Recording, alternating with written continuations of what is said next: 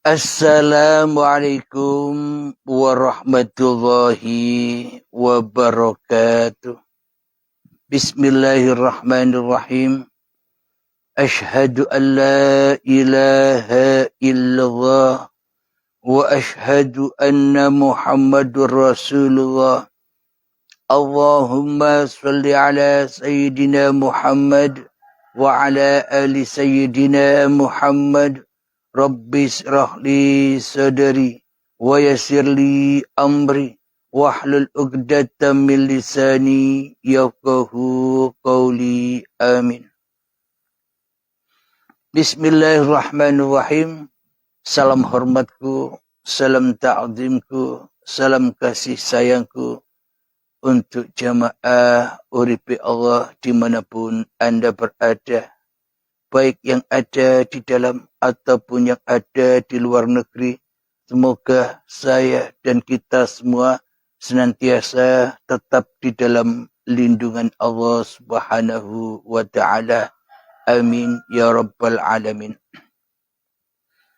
Sebelum kita awali di dalam subuh yang indah ini, marilah kita gemahkan dahulu di dalam nyawa, di dalam jiwa, di dalam hati, di dalam roh dan di dalam kehidupan ini dengan kalimat-kalimat thayyibah. Subhanallah walhamdulillah wa la ilaha illallah wallahu akbar wa la hawla wa la quwwata illa billahil aliyil azim. Sadaqallahul azim. Pada kajian kali ini meneruskan kajian kemarin, yakni tentang perjalanan Nur Muhammad.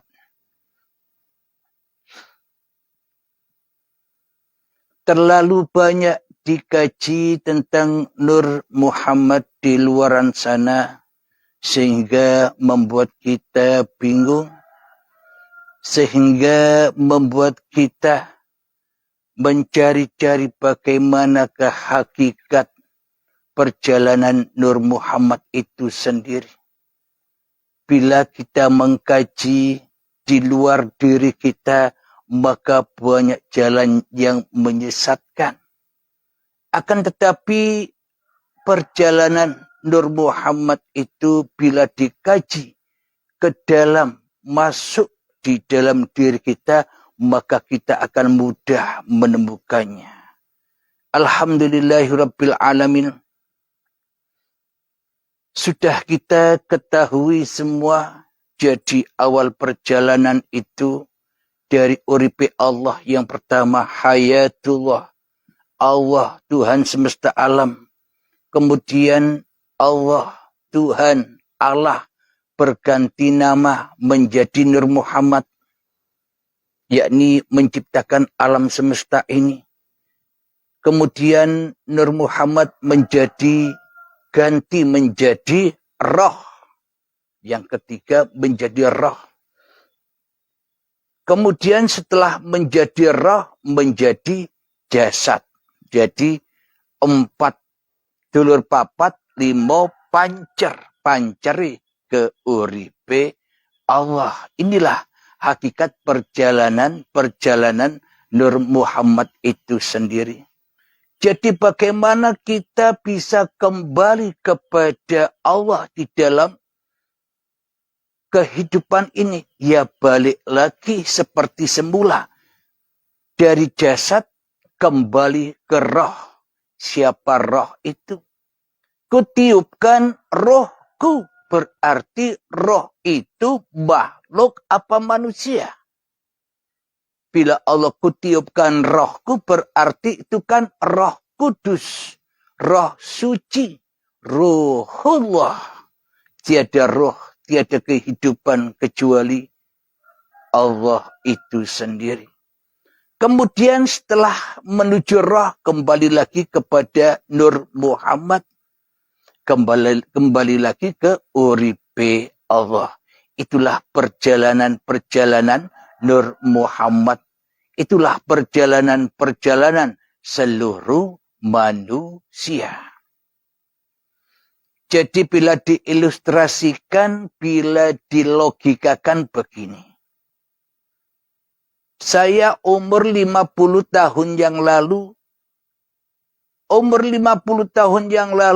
selama 50 tahun yang lalu kan saya ndak ada. Ketika saya ndak ada itu yang ada siapa? Yang ada hanyalah uripe Allah. Kemudian saya terlahir sebagai bayi. Kemudian ketika saat akil balik tiba, saya Abdul Halim mulai memberontak, mulai tidak mau dituhani Tuhan. Aslinya seluruh manusia ini adalah pemberontak, termasuk Nabi Adam. Diperintahkan tidak boleh mendekati pohon ini, yakni pohon khuldi. Pohon pengakuan diri, hidup dan badan ini. Tak boleh memakannya, kok malah dimakan, kok malah diakui hidup dan badan ini sebagai milik manusianya. Inilah tanda pemberontakan kita selama ini, memberontak Tuhan. Memberontak kerajaan Tuhan, maka Nur Muhammad itu semakin buta buat kita. Yang dulunya terang benderang kehidupan diri manusia kita berada di dalam Nur Muhammad, di dalam ayat-ayat Allah.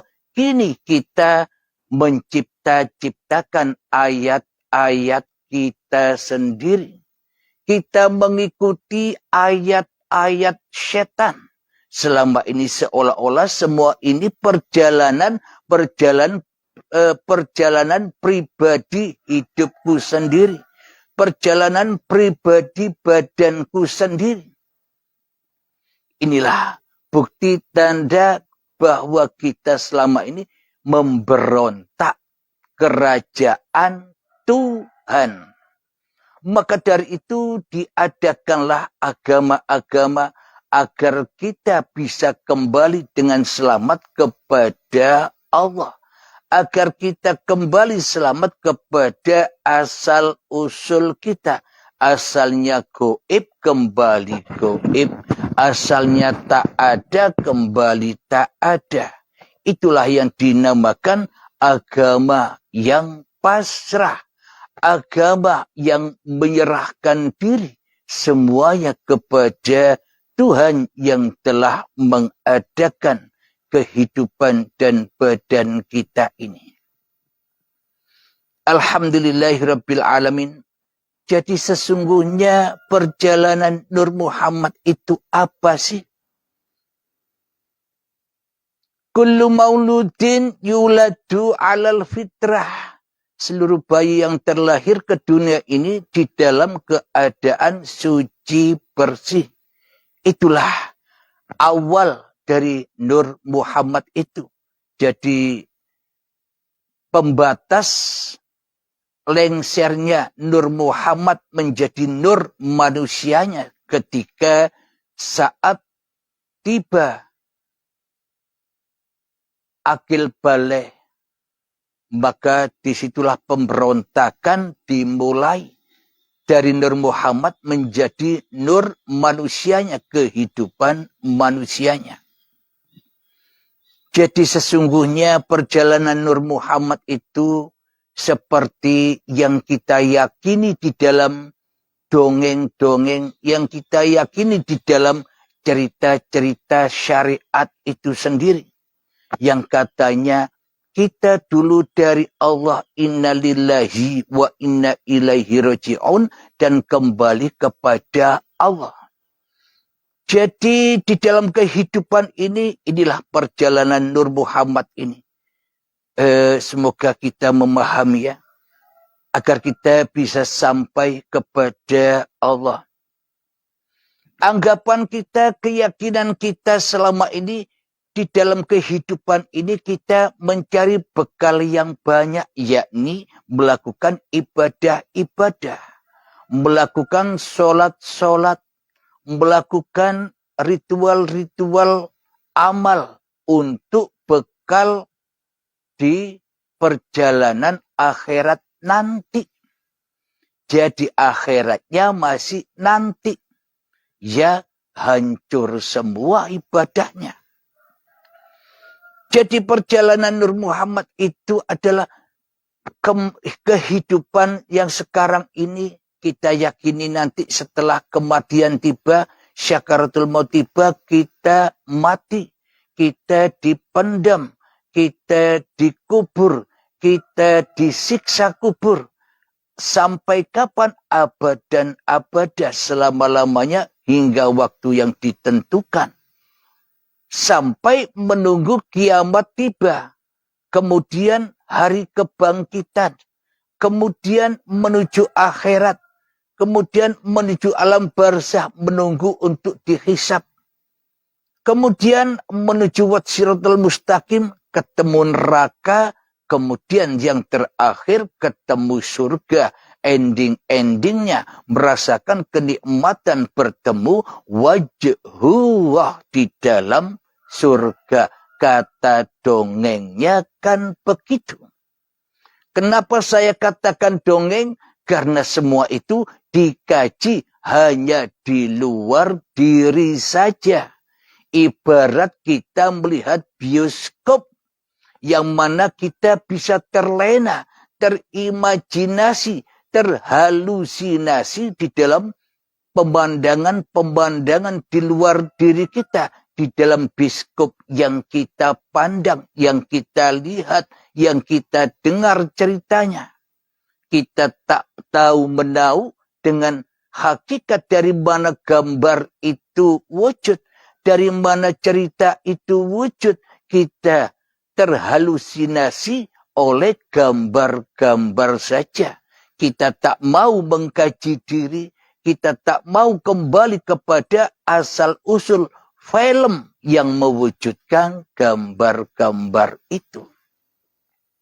Akhirnya semuanya menjadi dongeng-dongeng saja, angan-angan saja. Dan hati manusia tak pernah bisa kembali kepada lillah, akan tetapi selalu dan selalu kembali kepada linasnya, kepada hawa nafsunya.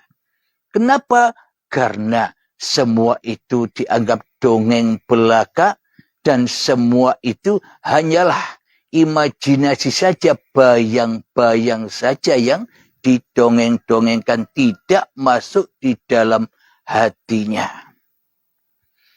Alhamdulillahirabbil alamin. Bila Allah itu nanti setelah masuk surga, berarti di dunia ini kita bersegera masuk surga dulu agar bisa ketemu Allah dan agar bisa bersyahadat. Bila Allahnya di surga nanti, ya bagaimana mungkin kita bisa bersyahadat? Walhasil kita selama ini hanyalah kafirin, hanyalah musyrikin, hanyalah mensekutukan Allah dengan diri kita sendiri. Kita pura-pura jadi Allah. Kenapa? Karena Allah tidak kita adakan. Karena Allah tidak kita wujudkan. Dan karena Allah kita tiadakan dan kita gaibkan selama ini. Karena Allah adanya hanyalah di surga nanti, berarti kita selama ini belum Islam, belum iman. Bagaimana mungkin kita dikatakan Islam? Bagaimana mungkin kita dikatakan iman? Wong Allahnya tak pernah disaksikan. Kata dongengnya kan Allah besok.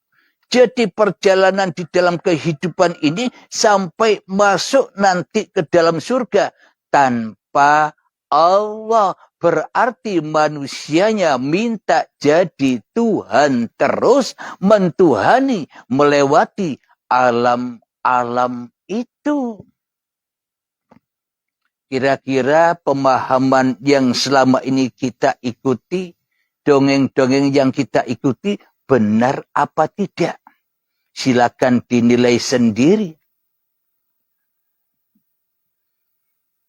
Jadi seolah-olah perjalanan di dalam kehidupan ini, di dalam kematian, di dalam siksa kubur, di dalam azab kubur, di dalam meniti hari kiamat, di dalam hari kebangkitan, di dalam akhirat, di dalam alam barzah, yaumul hisab, di dalam neraka, di dalam surga, semuanya dituhani hawa nafsu kita sendiri yang tanpa Tuhan selama ini. Kayak-kayaknya seolah-olah kan semua hanyalah cerita-cerita tentang diri kita sendiri. Karena kita selama ini tidak mau dituhani Tuhan. Karena selama ini kita adalah pemberontak Tuhan, musuh Tuhan. Bagaimana mungkin kita dikatakan Islam dan iman, sementara kita selama ini menjadi musuh Tuhan saja.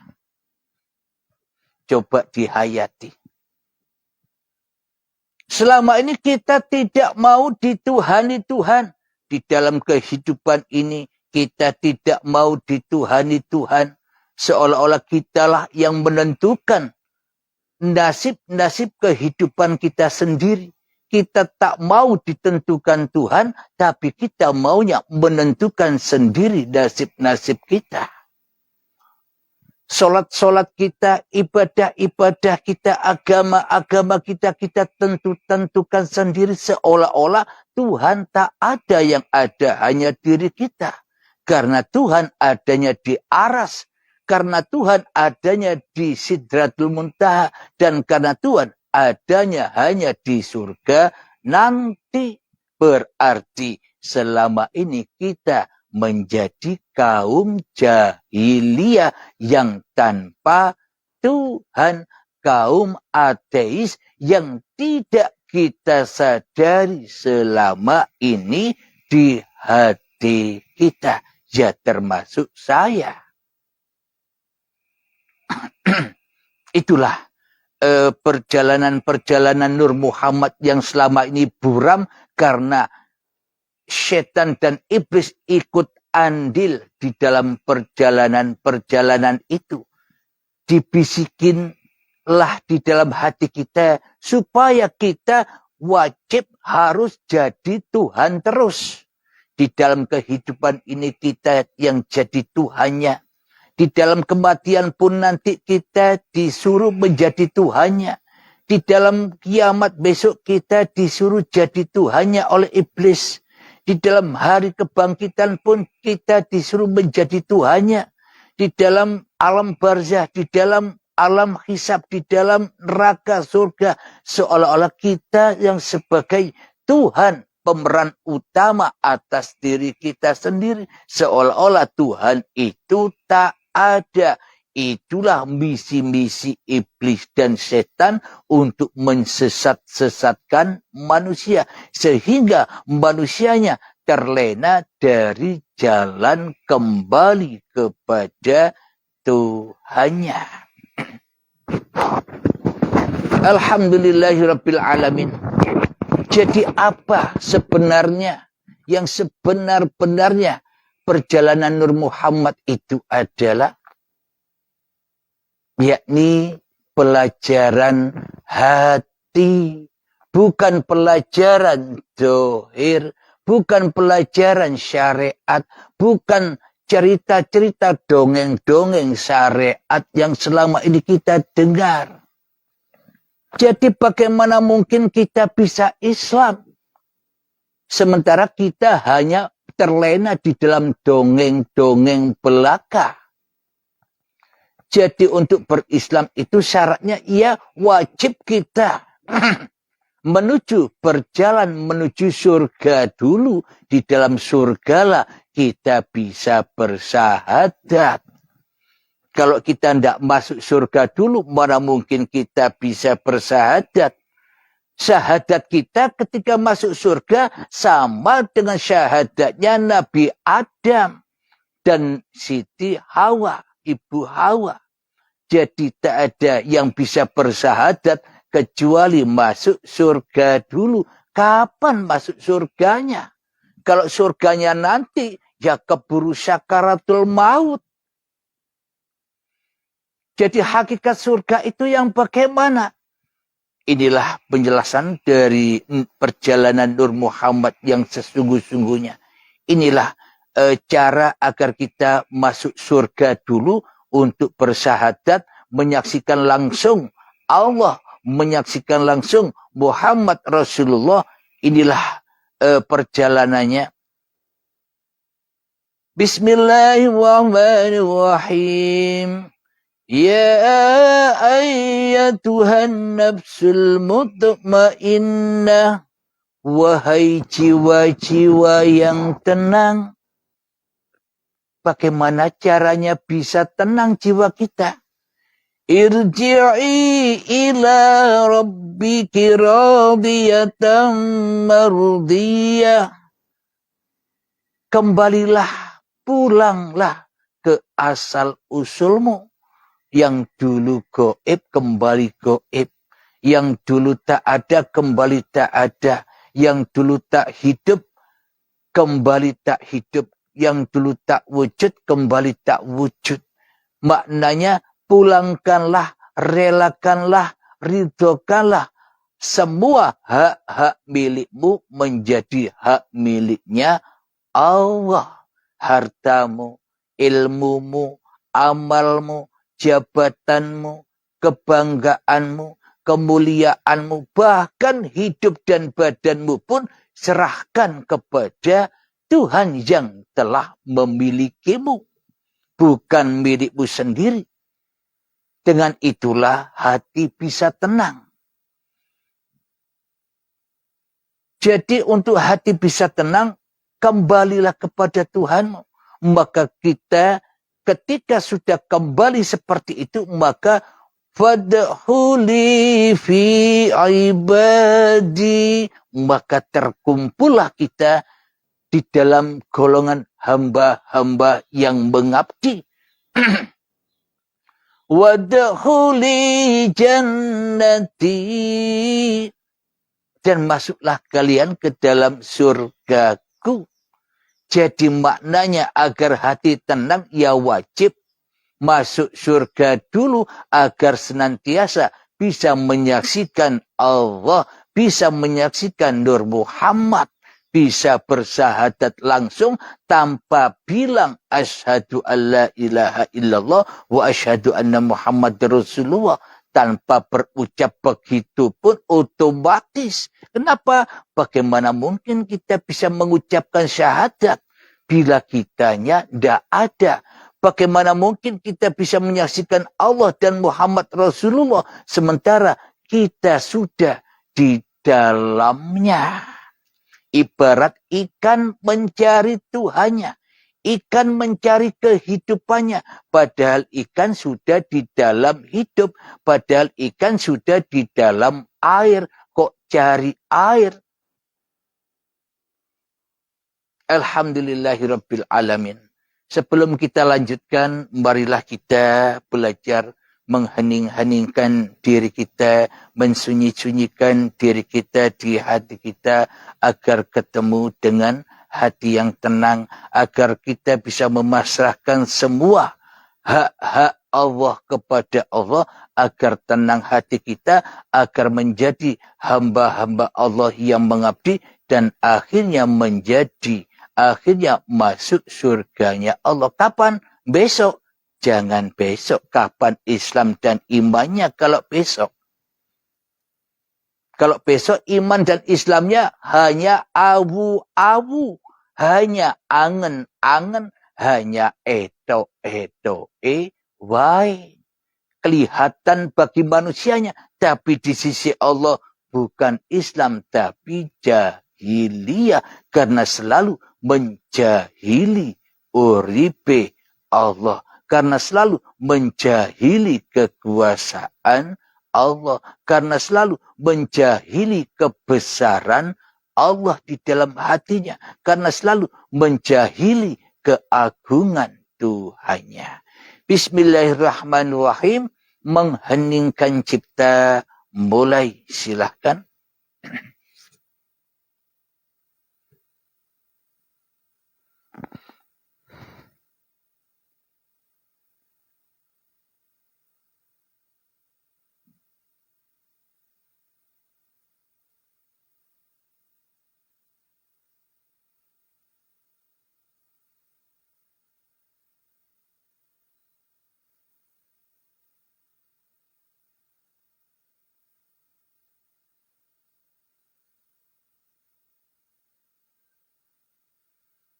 Alhamdulillahirabbil alamin. Mengheningkan cipta selesai. Bismillahirrahmanirrahim. Jadi secara logika, secara akalnya begini. Bagaimana mungkin kita bisa bersyahadat, bisa masuk Islam, bisa iman secara kafah, secara dohir batin, bila kita belum bertemu dan menyaksikan Allah langsung. Dan kita belum bertemu dengan Muhammad Rasulullah secara live, secara langsung. Bila Allah kita nisbatkan ketemunya nanti di surga, setelah kematian nanti, ya kadaluarsa dong. Ya kita selamanya belum dikatakan orang-orang yang beriman, orang-orang yang mengabdi, dan orang-orang yang selamat. Karena kita belum ketemu Tuhan dan belum ketemu Muhammad Rasulullah. Mereka sama-sama goibnya, keduanya sama-sama goibnya selama ini. Yang wujud yang nyata jadi Tuhan di dalam hati kita, diri kita, hidup kita, dan badan yang selama ini kita suruh-suruh. Yang wujud. Kita pingin ngerokok badan kita suruh ambil rokok. Badan kita suruh menghisap rokok. Kita ingin makan, badan kita suruh untuk menyiapkan makan. Badan kita suruh untuk menyuapi makan. Kita ingin sholat, badan kita perintahkan jalan ke kamar mandi. Ambil wudhu, kemudian badan kita perintahkan untuk sholat, yang duduk, yang berdiri, tapi hatinya ingkar di dalamnya. Jadi yang jadi Tuhan dan yang jadi utusan di dalam dada kita selama ini kan bukan ajaran Islam. Tapi ajarannya Fir'aun. Tapi ajarannya setan. Yang mana kita selama ini menyerupai perbendaharaan Tuhan. Menyerupai kekuasaan Tuhan. Akhirnya kita hidup di dunia ini ya serba panas, serba siksa, serba neraka. Apa bahan bakarnya neraka? Badan-badan manusia dan hati yang keras, melebihi kerasnya batu. Kapan adanya neraka? Besok atau nanti? Besok apa sekarang? Sekarang ini kita sudah berada di dalam siksa kubur dan siksa neraka. Tapi orang sadar karena Nur Muhammadnya masih terpendam.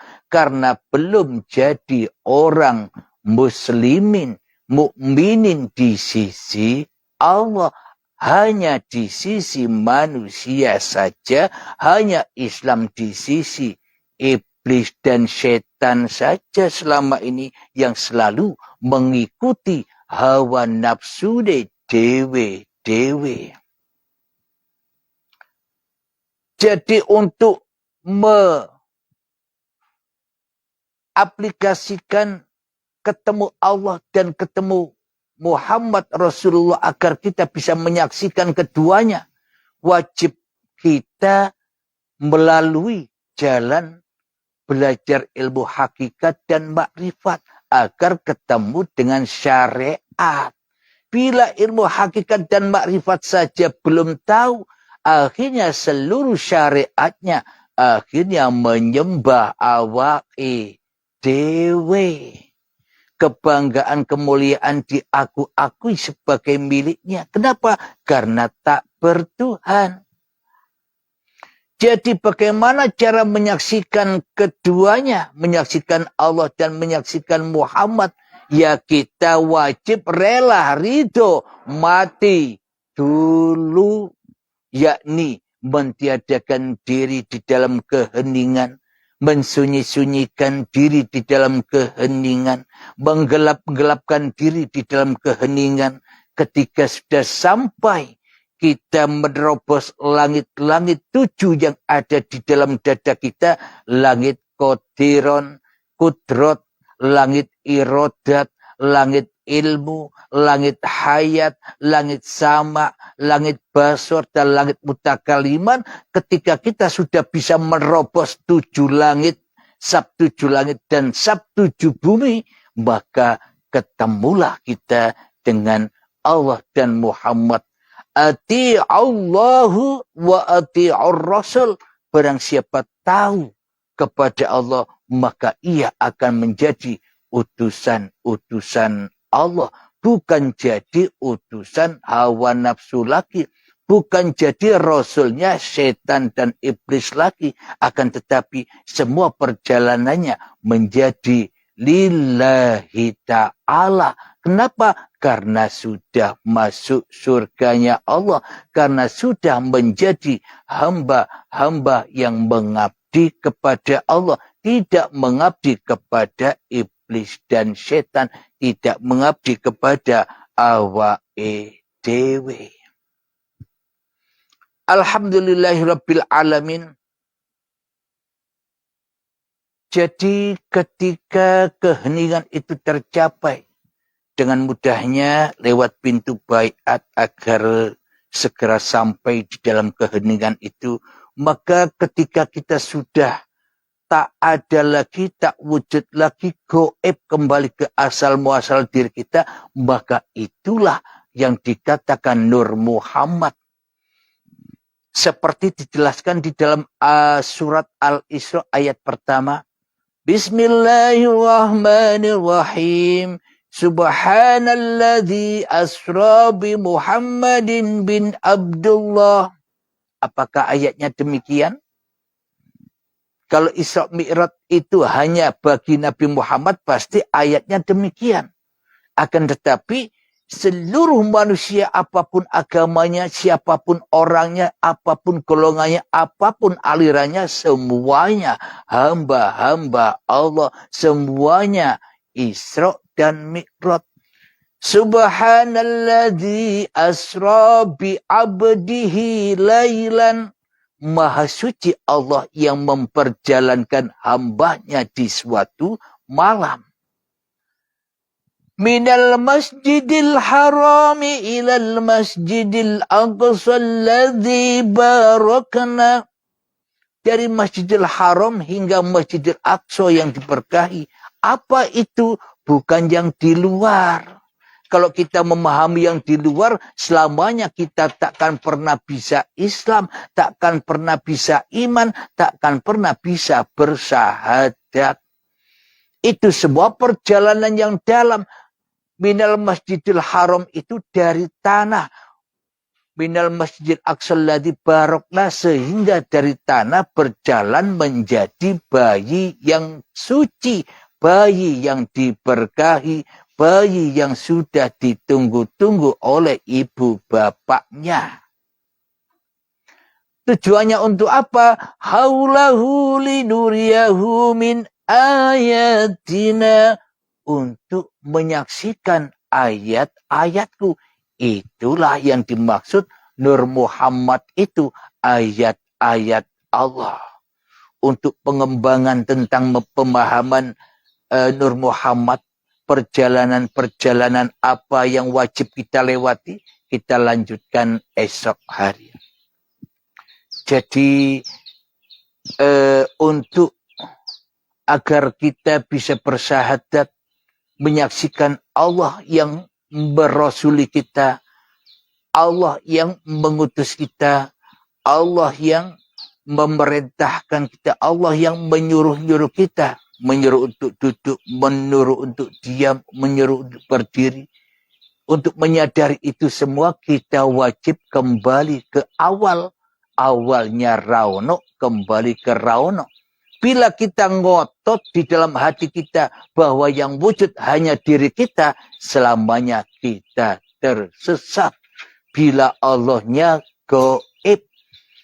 Di dalam ajaran semua agama itu menunjukkan bahwa hanya Allah saja yang hidup.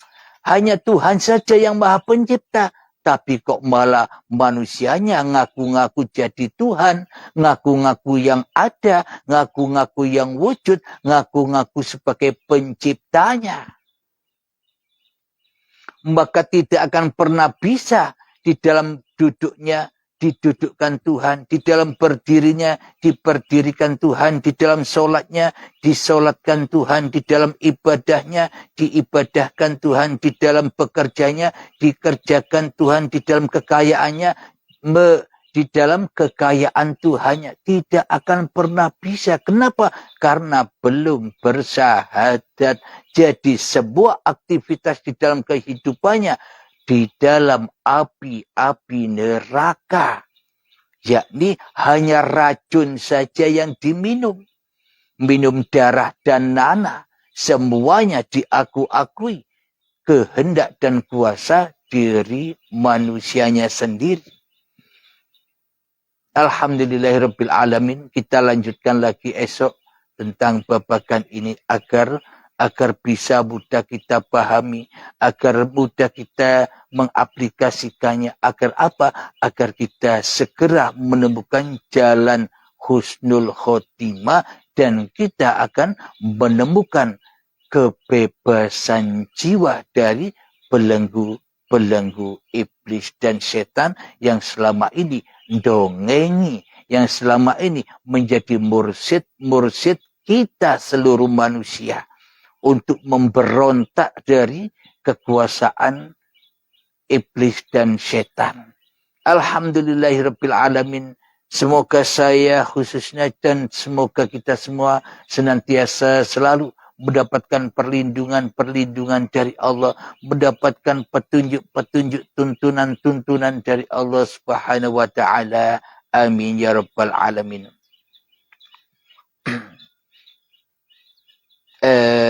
Pujian di dalam menghormati bulan Rajab ini, marilah kita kembangkan di dalam jiwa kita. Allahumma barik lana fi Rajabin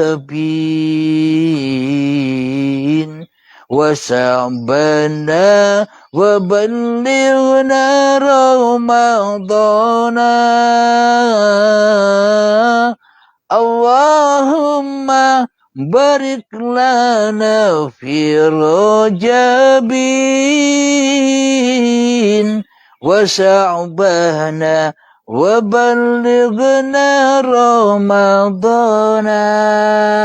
Alhamdulillahirabbil alamin. Allahumma ya qadiyal hajat, Allahumma ya mujibad da'wat, Allahumma ya rafi'ad darajat, Allahumma ya muhillal muskilat, Allahumma ya syafiyal amrat, Allahumma ya kafiyal muhimmat, Allahumma ya dafi'al baliyat, Allahumma khtim lana bil iman, Allahumma khtim lana bil islam. Rabbana atina fid dunya hasanah wa fil akhirati hasanah wa qina adzaban nar. Wa sallallahu ala sayyidina Muhammad wa ala alihi wa sahbihi wasallam walhamdulillahi rabbil alamin. Akhirul kalam. Assalamualaikum warahmatullahi wabarakatuh.